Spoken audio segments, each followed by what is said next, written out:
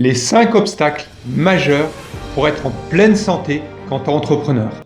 Salut à toi entrepreneur, on est tous d'accord pour dire que gérer une entreprise, c'est un peu comme si tu voulais jongler avec des couteaux et que ces couteaux sont en feu. En fait, c'est excitant, c'est super excitant, reconnaissons-le, mais c'est aussi un vrai casse-tête pour notre santé. Et malgré tout ce qu'on sait sur le sport, sur l'alimentation, sur le sommeil, tant d'entrepreneurs se retrouvent littéralement épuisés. Aujourd'hui, on va décortiquer tout ça ensemble avec une pointe d'humour, si je peux me permettre, pour ne pas me faire lyncher si je dis des trucs trop durs.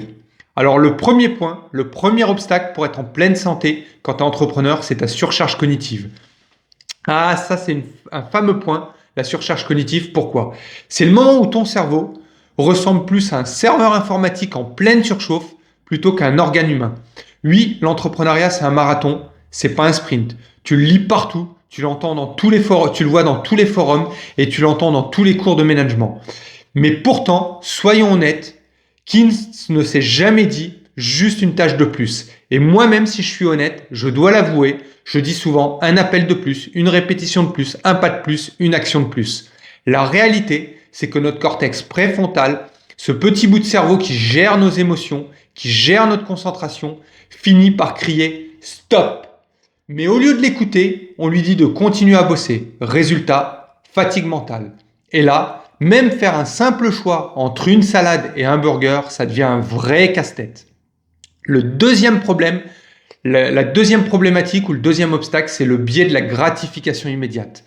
Alors, on va parler de ça, ce fameux biais de la gratification immédiate ou la gratification instantanée, comme tu préfères. On connaît tous ça. C'est ce petit rush de dopamine quand tu cliques sur actualiser pour voir tes nouvelles notifications. Mais voilà le problème. Ton cerveau adore les petites récompenses immédiates. C'est un peu comme si tu préfères un chocolat chaud maintenant plutôt que d'avoir un corps de dieu grec dans 3 ou 4 mois. Le cerveau, il se dit, on va d'abord s'occuper du problème immédiat et on verra plus tard pour la salle de sport. Résultat, adieu les bonnes résolutions et bonjour les mauvaises habitudes. Troisième obstacle, l'attachement émotionnel à ton entreprise. Et puis oui, voilà, il y a l'attachement émotionnel. Et ça, on en est tous coupables. Ton entreprise, c'est un petit peu comme ton bébé. Tu veux la protéger, tu veux la voir grandir. Mais attention, être trop attaché à ton entreprise, ça peut se transformer en véritable bulldozer émotionnel. Je sais de quoi je parle, je l'ai vécu. Tu ne décroches jamais, même pas la nuit, même pas les week-ends. Ton amygdale, cette petite partie de ton cerveau qui gère les émotions, est en état d'alerte constant. C'est un peu comme si tu dormais avec un œil ouvert. Tu es prêt à bondir au moindre problème. Sauf que, dans le cas de ta santé, je t'assure, ça ne marche absolument pas. Le quatrième point, le quatrième obstacle, c'est la difficulté à déléguer. Alors parlons de ça, le contrôle et le perfectionnisme. Combien d'entre nous avons du mal à déléguer? Reconnaissons-le. On le sait tous, c'est hyper important de déléguer, c'est même crucial quand tu veux développer ton entreprise. Et le but, c'est même de déléguer le plus tôt possible. Mais le problème, on est souvent persuadé que personne ne peut faire les choses aussi bien que nous. Déjà, c'est faux. Mais le problème au niveau de la santé, c'est que cette mentalité te cloue au bureau épuisé. Ton cerveau déteste quand tu lâches le contrôle, surtout quand il s'agit de ta boîte. Mais à force de vouloir tout gérer, tu épuises littéralement tes ressources mentales. Et là, c'est l'épuisement, voire le burn-out qui pointe le bout de son nez.